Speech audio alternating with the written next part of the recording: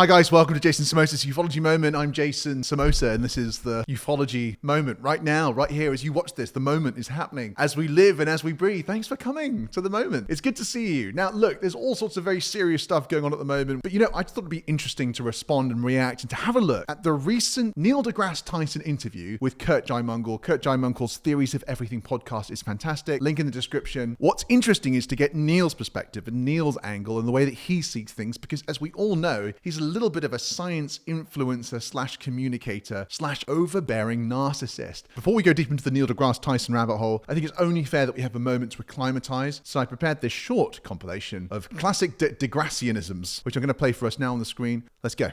I don't feel any fun in this. No. And none of those people. You do trust them with your life. If someone walked. Hardly agree. They had this little dirty evidence of something. More nuanced than that. They asked me, Tyson is an idiot about. Where can How about people this? find out? Well, Neil, okay, hold on. Work for the government? What do you make of this? For it's not true. I didn't say that. Toward anyone. The majority of people. No, the strongest argument, and I published a book. You should be me for a day. All right. Don't say I didn't warn you, right? I showed you all of that before we started. That is Neil deGrasse Tyson. We all know what we're getting in for here, okay? So if you want to feel a little bit frustrated and to feel your blood boiling a bit, then you're watching the right video. But the great thing is we're going to poke holes all in what the man is saying out there. All the things what he's saying out there in the video clip. We're going to poke a load of holes in them. We're going to be... sorry about that. I am sorry. I don't know where that came from. Let's focus on the thing. What's your opinion on the recent UFO whistleblower, David Grusch? I'm sure you've heard some whispers, or maybe you've watched it yourself. Yeah, I'm not interested in testimonies. I mean, testimonies are the lowest form of evidence in science. I don't care what you said you saw. I mean, I care, but I'm not going to base an entire understanding of the universe based on what comes out of your mouth. Now, I want to make a quick note of this because it's important that we're consistent. Witness testimony equals bad. Just want to keep that documented. Might be useful. Bring an alien into the open square. How about that? We have 6 billion smartphones in the world. Give me some video of people getting abducted onto a flying saucer. That would go viral overnight. Cat videos go viral. You know that'll go viral. All right? But the Pentagon doesn't have as full photographic access to the world as the 8 billion residents do and the 6 billion smartphones.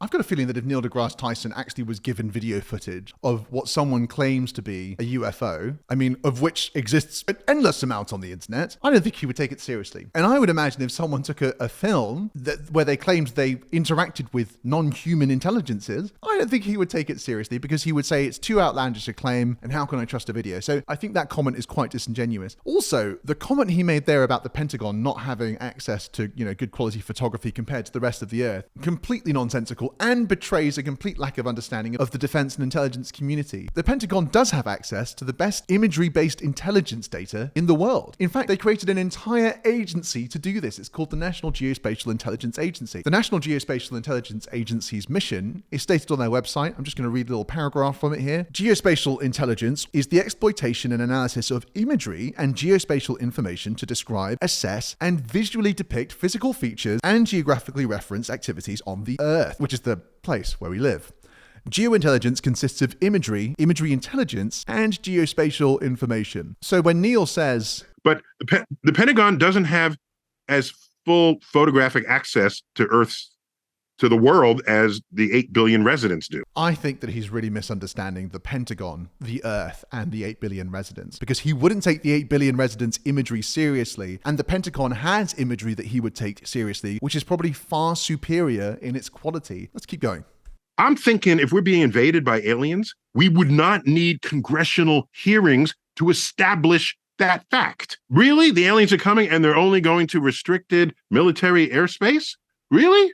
Is that how that's working? We have 1 million people airborne at any given moment with a window looking out into Earth's atmosphere. It's interesting that he says that, isn't it? Because just the other day, we had Ryan Graves and David Fravor testifying as 2 fighter jet pilots, testifying to things that they have seen out of their aircraft. So this betrays a complete lack of investigation and thoughtlessness on the part of Neil deGrasse Tyson. But to be fair to him, he has a point on the alien invasion theory. He's right that if there are non-human intelligences that are here, and they've been here, then they're not behaving in this kind of binary way, where they're either here to establish normal political relationships with us, or or to invade us. He's not wrong to suggest that that dichotomy doesn't work, but the reason it doesn't work is because it's a dichotomy that has no bearing in a reality that we should assume exists. Why on earth would you assume that some non-human intelligence would fall into one of those two categories? That is an incredibly anthropomorphic or just human-centric way of seeing the world. It's basically saying, look, if aliens come, we are going to understand their motivations and their activities and their actions, which is an absolutely preposterous thing to say. The real question to ask is not, can I understand what these anomalies mean? Can we truly say that these anomalies are occurring, or is there an error in the data? So the idea that he can't explain it based on his binary narrative is absolutely unimportant in the question of the data. And it's the data that's been at the forefront of this conversation for the last 7 years. So again, Neil deGrasse Tyson really missing the logic of what's going on here. We are not creating an argument where we're saying, look, there's an alien invasion going on and that's obvious. That's not obvious at all. Something is happening and it's strange. And it's not necessarily non-human or extraterrestrial, but there is some anomalous data and it's very hard for us to work out what it means. And that's okay.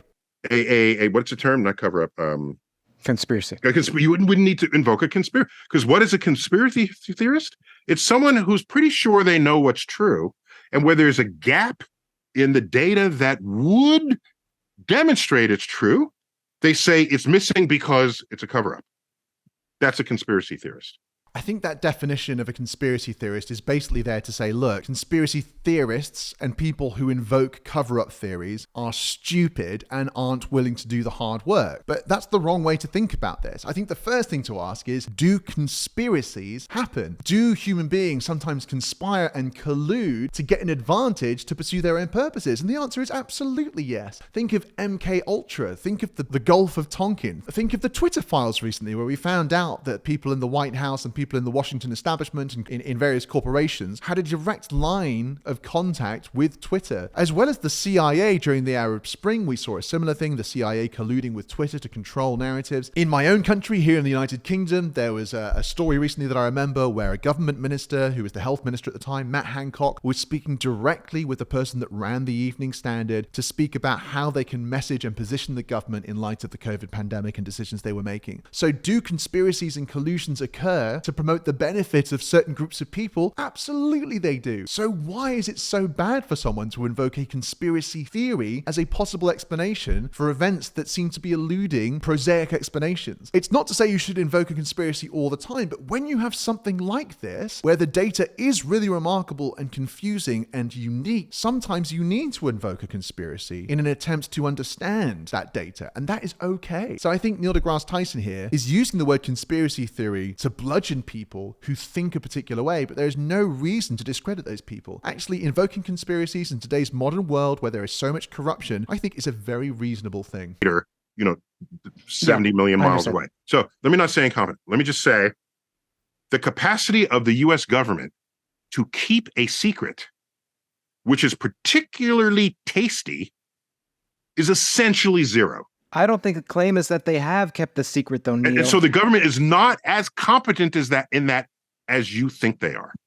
I just want to make a quick point here that the government does have the ability to keep secrets. Let's just take some examples of things that were secret that came out into the open, like the National Security Agency. No one knew about the National Security Agency for decades. Also think about the Manhattan Project. The project to construct the nuclear bomb that was used at the end of World War II was kept incredibly secret despite employing tens of thousands of staff and engaging huge portions of the American infrastructure. That remained very classified and very secret. Now, granted, the Soviets were spying on the Manhattan Project. So you might say, aha, there is no way that the defense intelligence community can keep secrets. When the United States discovered that the Soviets had been spying on that program, what do you think they did? Do you think they said, oh, well, I guess we'll never be able to keep a secret again? No, what they did is they doubled down. They made the security infrastructure even more intense. They created the CIA. They had the National Defense Act of 1947. And since then, national secrecy and national security has been incredibly strong, to a point where we have 2,000 special access programs that most Americans have no idea what's going on inside of them. In order to maintain a geopolitical and military advantage throughout the world, the United States has a massive interest in keeping that secrecy and will spend huge amounts of their defense budget doing so. So this idea that the United States can't keep a secret, I'm afraid, Neil, if they are keeping secrets, you wouldn't know about it. Don't assume that you know everything.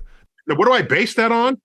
If there's a janitor working in Area 51 and they're stockpiling aliens there, the janitor could smuggle in a smartphone get a picture, upload it to the internet, the janitor would get fired the next day, and it'd be the richest, most famous janitor there ever was. This guy thinks if there was a secret installation where they were hiding some massive government secret, firstly, they would have just some random dude would become the janitor. I mean, that is an absurd thing to postulate. But then to assume the janitor would be allowed to take a smartphone into work, that's not something that happens in highly secure installations. I mean, even on sets with actors, when you're filming movies, you're not allowed to have your smartphone for the privacy of the actors. So in the context of national security, you're not just going to be able to walk in with your phone and a camera tripod and just start filming. And then the next day, to be able to go out and to share that information and to not be subject to an NDA that would lead to you being in prison is absolutely absurd. Also, I want to point out that at the beginning of this conversation, Neil deGrasse Tyson told you, and he told me, and he told Kurt, and he told the world that witness testimony and things that people say doesn't matter to him. Why should we put any weight on his imaginary thought experiment? That's not science. That's not a repeatable experiment. And his thought experiment falls apart straight away. Once again, I think we're seeing that Neil deGrasse Tyson, if you pin him down and hold him in place and push him for long enough, which we could have done here if he wasn't so slimy, then I would suspect we would have him absolutely cornered, because that is a ridiculous thing to say. And again, it betrays a complete lack of thoughtfulness on this subject. Neil, you big loser. The proposition is that there is no smoking gun. And the smoking gun type of evidence isn't the only type of evidence. It is if you're making an extraordinary claim. If you're making, I saw the sun rise this morning. I don't need that much evidence from you to agree with your statement. Okay? I really don't, because I would expect that to be true based on everything I know of the natural world. She's making a point here, and it's not an unreasonable point, that there are certain claims that we should just expect to be true and therefore don't require so much testing. So for Neil, those are ordinary claims. And what he's implying here is the idea that there is a non-human intelligence visiting us is somehow an extraordinary claim. Now, I want to challenge that, because the last time I checked, the SETI Institute estimates that there are 300 million planets within just our galaxy, and there are millions and billions of other galaxies in the known universe. That's just the known universe. 300 million within our galaxy that could be habitable by the latest estimations. The universe is 14.5 billion years old. The earliest signs of life on Earth appeared 3.7 billion years ago, and the Milky Way appeared 13.5 billion years ago. So why would we assume that in this massive galaxy with so many possible habitable planets that some other intelligent life wouldn't have formed, potentially lots of intelligent life over a long period of time, and that some of them might not have become spacefaring? Why would we not assume that? Now, I think Neil would say he would assume that. But here's the thing. If you postulate that, if you assume that, then surely the thing that we should be expecting as a statistical inevitability is that some non-human group would eventually appear here in our skies, perhaps behaving in a way that we don't understand. That is exactly the sort of thing that we should expect. Now, I'm not saying that every single day when we see something we don't understand in the skies, we should be saying, there they are. That's not how it works. But when we have ongoing data, when we have ongoing testimony, when we have these things appearing in the sky, we should be pausing and saying, could this be that event that we should be expecting at some point? And when you see it that way, it's actually not an extraordinary claim. That implies that somehow it's statistically incredibly unlikely, when actually it's statistically inevitable at some point. Perhaps it's an unusual or unique claim, but by calling an extraordinary claim and therefore saying we need extraordinary evidence, and because you don't have that extraordinary level of evidence, therefore we can't engage in this conversation, is to fail to move human beings forward, because at some point something is going to turn up, and we shouldn't assume that we are necessarily going to understand its actions or behaviors. So his approach to this, I would say, is completely flawed. I'm happy to be proven wrong, but I will stand on that hill and I will hold a pokey stick and I'll keep pushing him down it, because he's big, silly Billy. Okay, so let's say you encountered something that was extraordinary. Sure. What do you do? I will try to get extraordinary evidence in support of it. Yes. That's instantly. That's what I would do. If I saw aliens walking, I'd pull out my smartphone. I'd find a video. I would try to steal something off their hip. So I'd have an artifact. I would, oh my gosh, I'd yell to other people, get images of the same thing. That's what I would do. I wouldn't just say, this is interesting. Now let me go to Congress and tell everyone that I had an encounter with aliens. No, I wouldn't expect any of my colleagues to believe me. It is such a shame to see somebody with such a big platform being so intellectually lazy on this subject matter. I saw a light in the sky, then I went to Congress to tell them about it. You think that's what's been going on? You think that's the dialogue that's been happening? That's your summary of everything that's been going on, right? Like, that is not what people are doing. People aren't just looking at lights in the sky and going to Congress. Let me be real here, okay? You and I think this is reasonable to say, cannot prove that a non-human intelligence exists. I don't think we can. I don't think we have access to the information if it were available. What you can prove, undeniably, is that the United States government, and especially the Department of Defense and the bodies that fall under it, since the 40s, have believed there's something anomalous in our skies and that has been beyond the realm of explanation. That they have been deeply interested, not only in what it might be, but also in how the public interacts with that on a psychological basis. That there has been an attempt to manipulate the public's perception of this phenomenon and their thoughts about it, and also an ongoing investigation to try and understand what it might be. And that doesn't mean the phenomenon is real. I mean, we can't prove that, but you can prove that the people who should know better genuinely believe that there is something going on. That is fascinating. And that is where so many of us sit. We don't sit in a position where we say, oh, someone told a story, so therefore I believe that aliens must be real and it's terrifying and they're all at Area 51. Oh my God. That's not at all what we believe. We exist in the middle ground where the conversation and the intellectual debate is really happening and the dial is slowly moving. Now, granted, we probably get a little bit too excited sometimes, as I am right now. So maybe we'll just move on. Back to Neil. Back to you, Neil. Okay, so take that it's new to you. Like, don't That's mean great. it such like, hey, I don't know it, therefore it's not true. I didn't say that. No, you keep putting words in my mouth. Why? You're trying to characterize what I say to make your argument look good, and that's not what I've been saying. No, quote me accurately before you criticize what I say, rather than reshape it so that you can make a comment that sounds like I don't know what I'm talking about.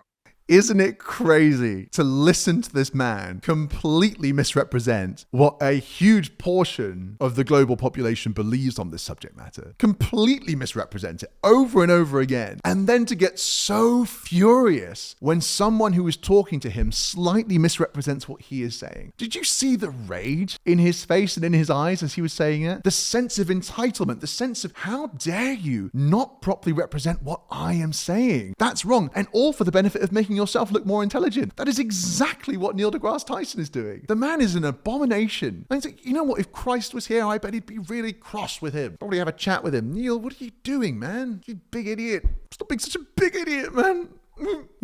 This guy must be unbearable to live with. Actually, I wonder, does Neil deGrasse Tyson have any friends? I'll get a quick look. Let's see if Neil deGrasse Tyson has any friends. Does Neil deGrasse Tyson have any friends? Neil deGrasse Tyson and Bill Nye are best friends. Okay, great. Yeah, apparently him and Bill Nye are best buddies. That makes sense though, because Bill Nye, despite being the friendly science guy, is completely unbearable, hugely ignorant, and incredibly arrogant. So I'm not surprised they're two peas in a pod, and I'd happily see that pod get put into a Vitamix blender to make a hard green smoothie, and I won't be drinking it. You can have that one. So firstly, there are several, maybe even hundreds of commercial airline pilots who report seeing similar objects. And by the way, it's not the jump, like I've heard it explained. There's the jump, unidentified, therefore aliens. To me, that betrays that someone hasn't studied this much, because the claim isn't that it's aliens. In day 2 investigations into this, people call it the phenomenon. Yeah, sure. But I don't have a problem. I told you, you're arguing against something that I didn't even have an argument about.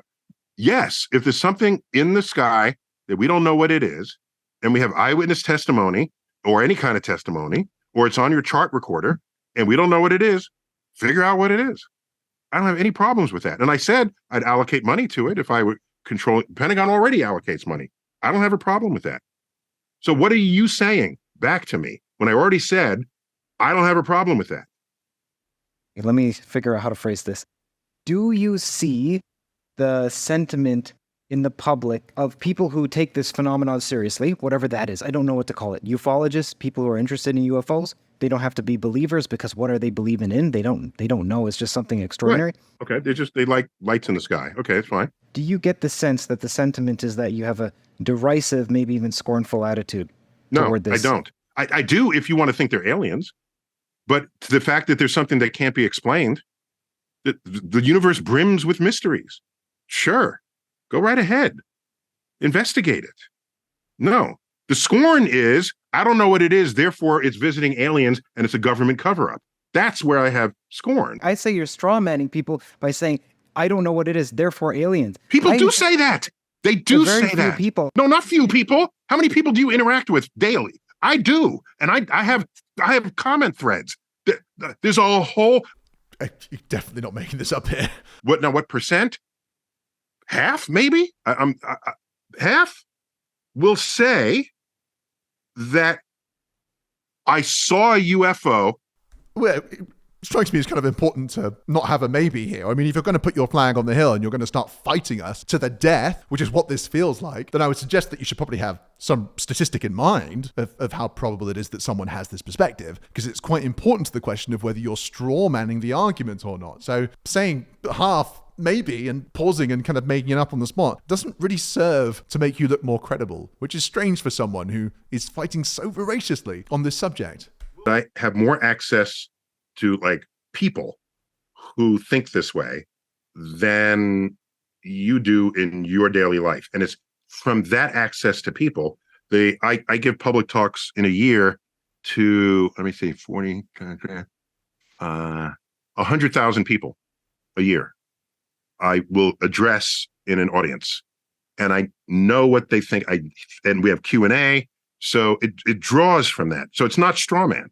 It's really funny to see how he turns this dialogue around to suit him, isn't it? 1 minute he's saying, look, I probably speak to 100,000 different people across the country. And, I talk to them and I know what they think. I mean, that's the first thing that's coming out of his mouth, that he thinks he knows what these people really think is preposterous. Then he quickly adjusts and says, because we have Q&A. Well, I mean, Neil, seriously, think about it. Think of the selection bias that's involved here. Firstly, these people need to be available to come to your talk. They need to know who you are. They need to have the time off. They need to have the money and the interest. They either need to like you enough or hate you enough to turn up. Then they need to come with a question, stand up and ask that question, and then get selected, and then you need to remember them. There are so many layers of selection bias here that can invalidate your statistical perception of what's going on. So when you say it's not a straw man because of that data set, that is the worst argument I've ever heard in my life. And do you know what else is fascinating about that? Is that the very first thing he says when the conversation of UFOs, aliens, non-human intelligence comes up is what? Testimony means nothing to me. So here we are. He's on this hill fighting Kurth in this battle on the basis of what? Not real data that we can aggregate, analyze, and take seriously. No, it's just Neil deGrasse Tyson's bias data set and his testimony about that data set. It's utterly preposterous. And the fact that we should even be taking someone so seriously when they have such fallacious logic is beyond me. What a big loser.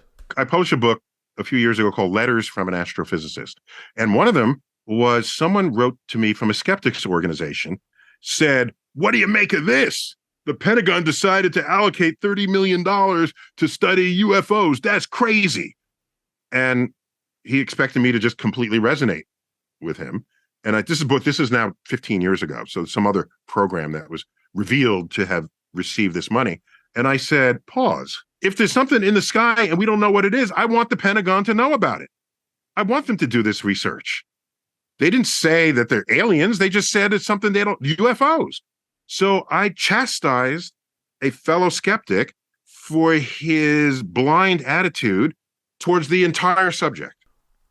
Isn't it interesting how Neil deGrasse Tyson's defense revolves around the idea that he not only chastises people that he disagrees with or who he would consider on the other side, but he also chastises people who would be on his side as a skeptic? Like, I think maybe the real discussion to be having here is whether you need to chastise people. Maybe that's not the right approach. Maybe you can just fundamentally respect people and believe that they have a real, genuine motivation for believing what they believe. You don't have to chastise people. You can listen, you can try and understand, and you can try and work out why they're seeing things the way that they see. And even if you fundamentally disagree with them, you can still learn from them. For a man who purports to care about advancing civilization, helping us to move forward, he actually has an incredibly Victorian mindset. I've heard people say, oh, where do you get your gift? As though, okay, yeah, I was just standing there one day on the corner and someone handed it to me and then I opened it and there it was. No, it's a denial of energy, hard work. Deliberate effort. Yeah. Yeah, it's a denial of that when people say it.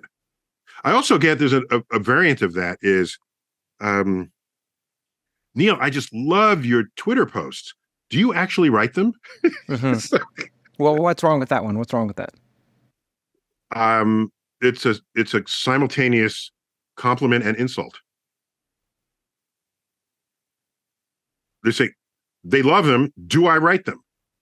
So there's some doubt that whether or not I write them. I see. Because they're so good, could they have come from you?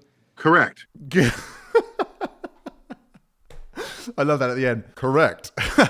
You got it. I love how Neil deGrasse Tyson is so arrogant that he can't even take a compliment. You know what I mean? Like, these people are just trying to be nice. They're just trying to be like, Neil, you're talented. Neil, you're skilled. Wow, you do so much. And Neil deGrasse Tyson is so in his own head in trying to claim every single bit of credibility that he can, that he won't even accept a compliment if it doesn't give him the maximum amount of credibility that he thinks is owed to him. He is such a loser. I swear. Like, those people are trying to compliment you, dude. Just roll over, accept the compliment, and get on with your life. You don't have to be this way. We don't have to be this way. We don't have to be arguing all the time about the nuances of detail. And what's completely absurd is, on the one hand, he's trying to say, like, look, I've got planets to discover. I've got all these things that I've got to do. Go ahead. I don't want to stop y'all from thinking that way, but I have planets to discover. I have moons to measure. I have ice geysers on, there's stuff out there that I care about and I want to know about, and it makes headlines. It's not only that he's saying he doesn't have time to engage in this conversation, but clearly he's got time to engage in absolutely absurd little debates when someone's trying to compliment him. The man is a mess. You know what? I genuinely really believe he must be miserable. You don't behave like this if you're a happy, rational person. Honestly. Okay, let's keep going. We're nearly there. Only a few more clips. I don't get that same sort of impression. Come with me to the 100,000 people I speak to a year, and you will. Okay? Come with me. So that could be I have a bias set, or it could be you have a bias set. And really? Okay. No, I'm saying, like, it could be a combination of both, because maybe the interviewers who are setting you up want to set you up with people who are likely to elicit a certain response. And so it could be that. It could also be you recall a certain type of people more because they stand out more rather than the more cogent kind who just tends to go This is the wrong subject for you to justify your disagreement with me by suggesting I might be biased. Pick a different subject where I could be biased, not this one.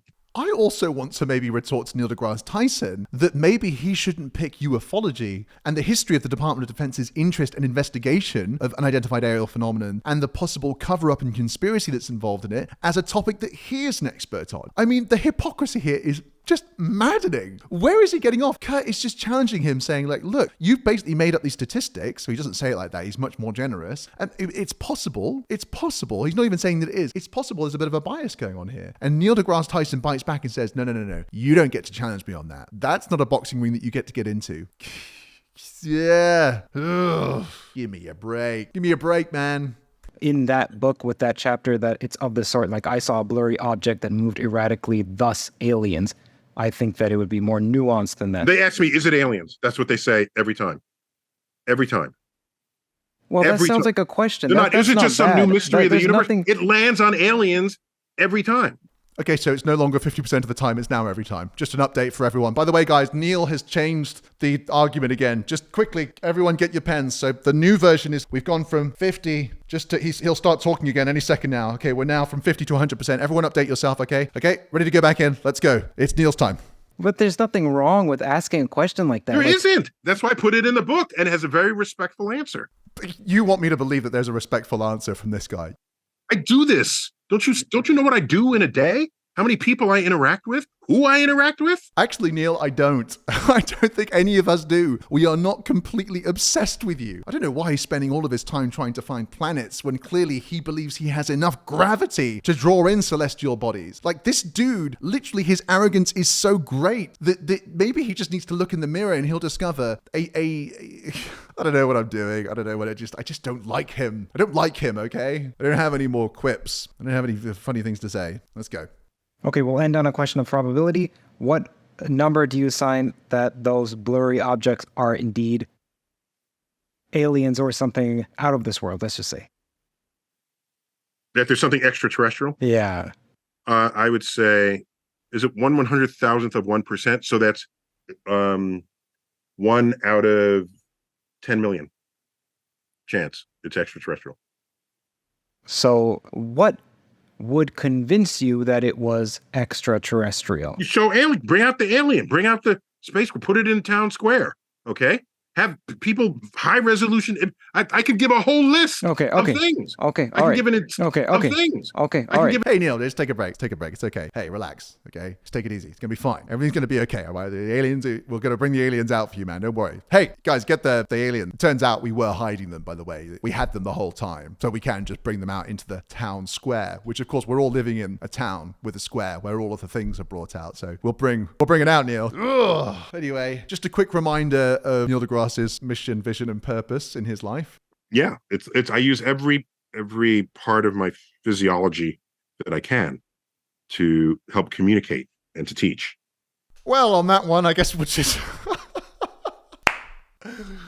in case you hadn't got a sense from the content that we've just observed, what Neil deGrasse Tyson really is trying to do is to teach. So if any of you didn't gain any new knowledge or insights from that previous content, then it's probably your fault and not Neil's, and it's probably not a fault of his communication style or his immense arrogance. I wouldn't blame it on those things. It's probably you, it's probably me, and we're probably wrong. And thankfully, the odds are really not in our favor, so we're very likely going to be wrong, because clearly Neil deGrasse Tyson is confident in suggesting that the odds are 1 in 10 million that these things we're seeing in the sky are extraterrestrial, which I don't know where he got that from, but just judging by the way he said that, I guess he just pulled it out of the air, or perhaps out of his bottom, which doesn't sound unfamiliar given a lot of the preposterous things that he was suggesting during this dialogue, debate, and dissection. I've been Jason Samosa. This has been Jason Samosa's Ufology Moment, and if you enjoyed this, please do subscribe, comment, like, do all the little things that make a difference. They really do make a difference to me, and I promise you, I swear this is not a lie. Every new subscriber that pops up, I get an email and I smile, because I just think this is great. I must be doing something right. If I'm not doing something right, then write an angry comment. I would like to know, I really would like to know where I'm going wrong. Unless it's you, Neil, I don't want to hear from you. I've been Jason Samosa. This has been Jason Samosa's Ufology Moment. And until next time, cheers.